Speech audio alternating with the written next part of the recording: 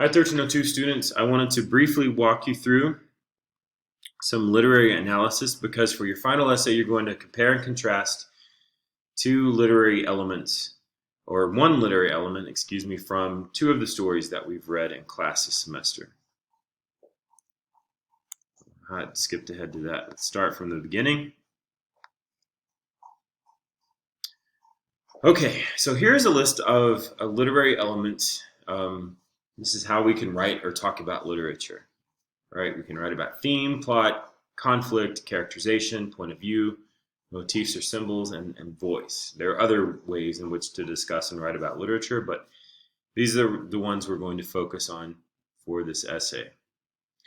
You're going to pick one of these from this list and focus on that. You're going to write about how this one element is alike in two of the stories and not alike in two of the stories. You're going to compare and contrast. So pick two of the stories, two of your favorites, or two of the stories that spoke to you more than the other.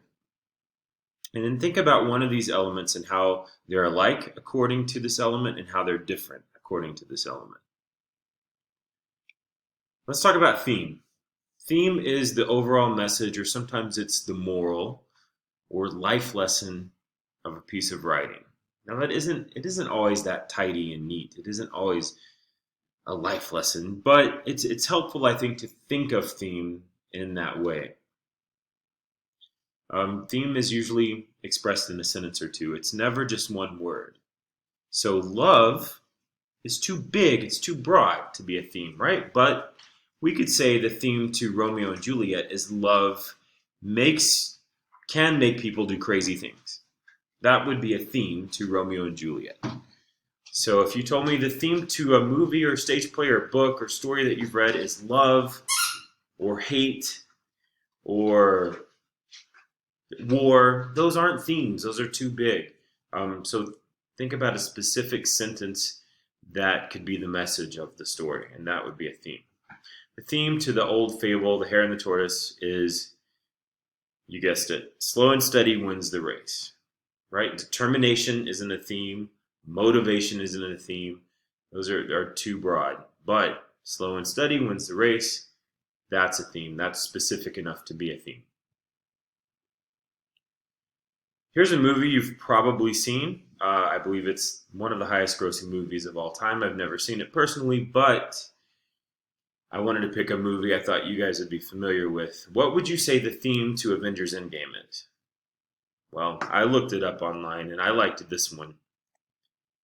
Some blogger said that a theme to Avengers Endgame is keep a check on your friends, even the ones you perceive to be the strongest. And I like that. I think that's a good specific message in this movie. Now, there are more than one theme to any story or movie or book or stage play. It's the reader's job to decide what that theme is.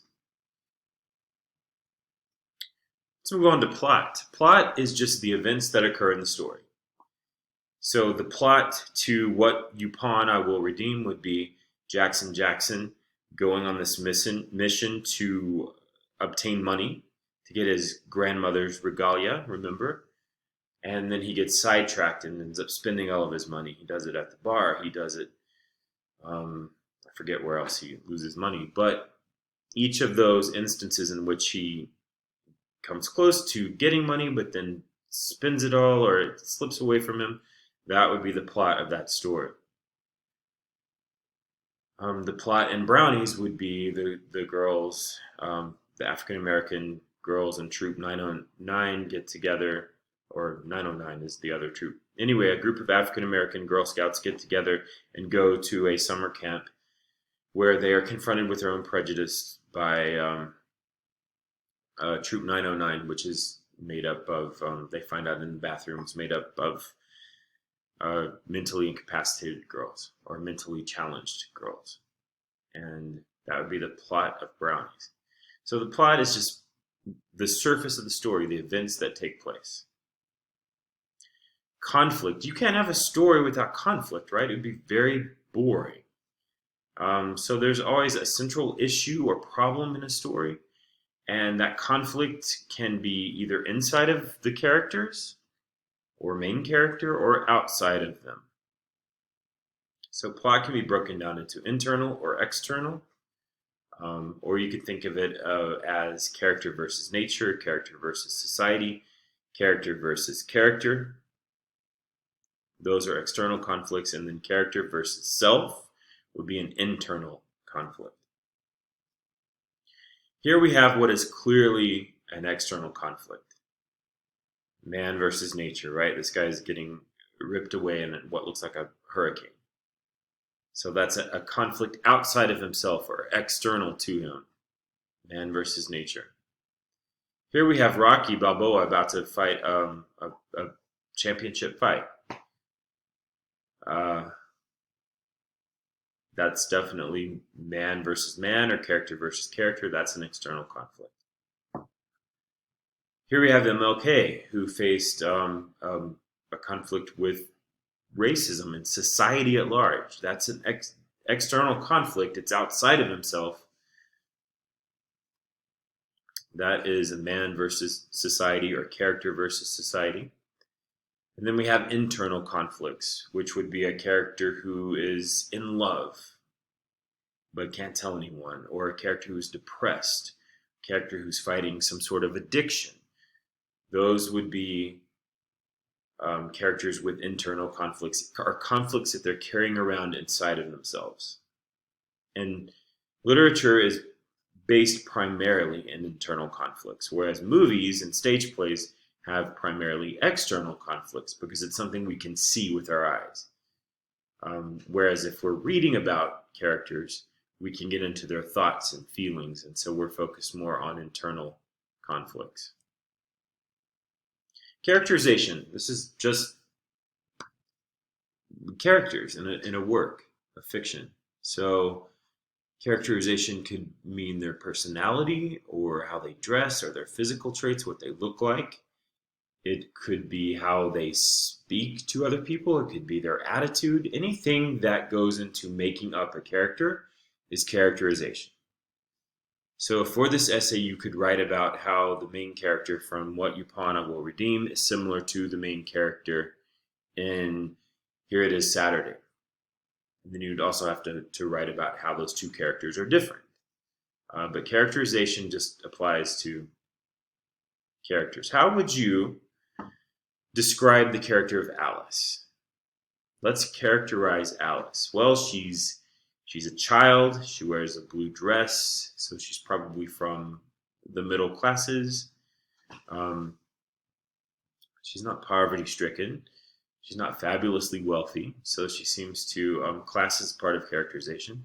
She has blonde hair, blue eyes, dainty features.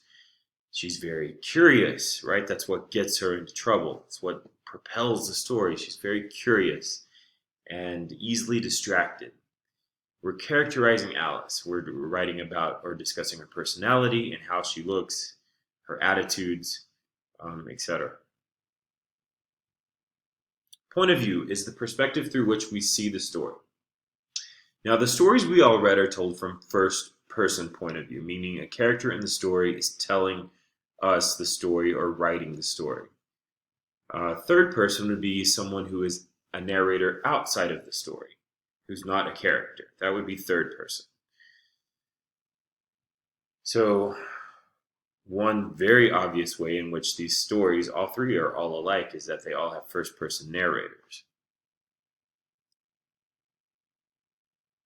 Here we have a picture through a first person point of view. We're seeing this image through the eyes of the man in the picture. His girlfriend or wife is holding his hand, or she may just be a sibling or something. I shouldn't guess at what their relationship, but she's holding his hand, pointing out to the sea. We're seeing this through his point of view. That's first person.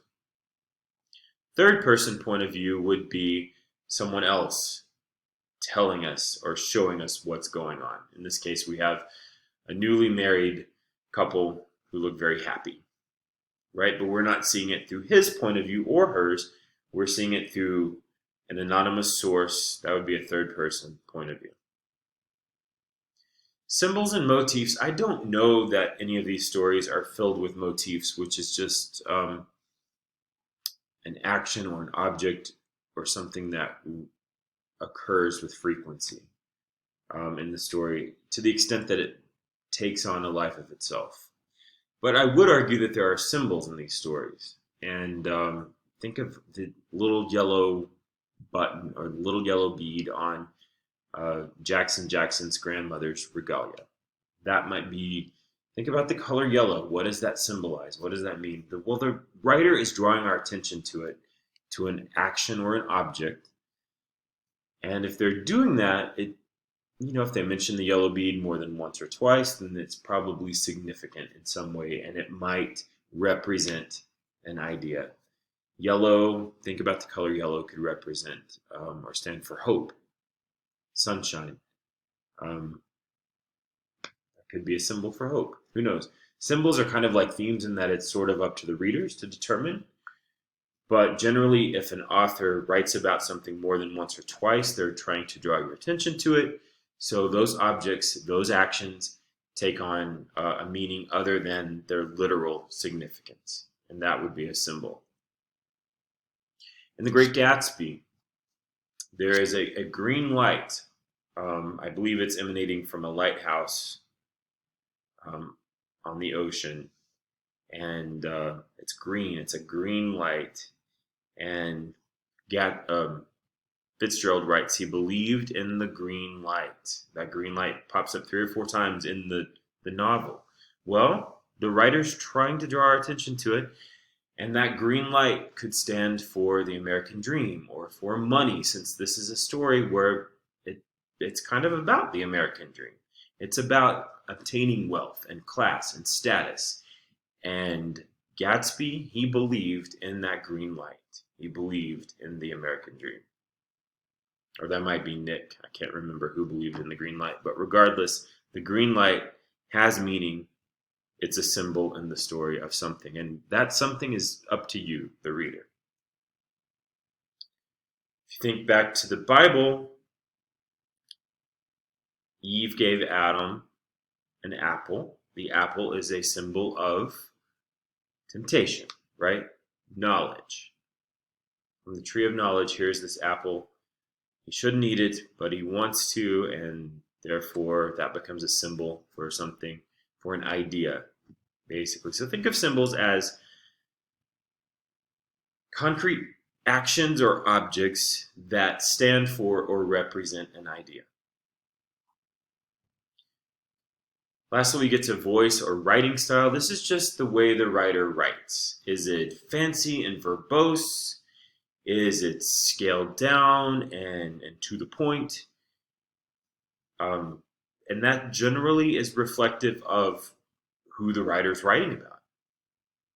Here we have, I won't read it to you, but this is an excerpt from a story by John Cheever about a very middle-class couple. They're doing well. They live in New York. They go to the theater an average of 10.3 times a year.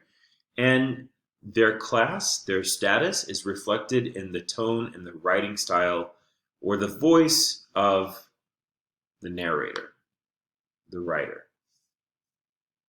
Same thing for this story by Raymond Carver, which is about you can read it, you can pause the video and read it, but it's about a poor working class couple, and they're beating each other and calling each other bad names, and the writing style or the voice is very to the point. It's unadorned, it's simple and direct and packs a punch when you read it. There's not a lot of adjectives or adverbs here. It's just simple, unadorned writing, which is in the voice of these characters, these working class, hardscrabble characters. So voice or writing style is something else that you could write about in this essay, that you could compare and contrast among 2 of the stories. All right, that is it. That was for an in-class activity. But if you guys have any questions about any of these elements or about the assignment in general, please email me or we'll set up a Zoom office hour, whatever's easiest for you. And I look forward to seeing what you write. Have a great last week of class, and we'll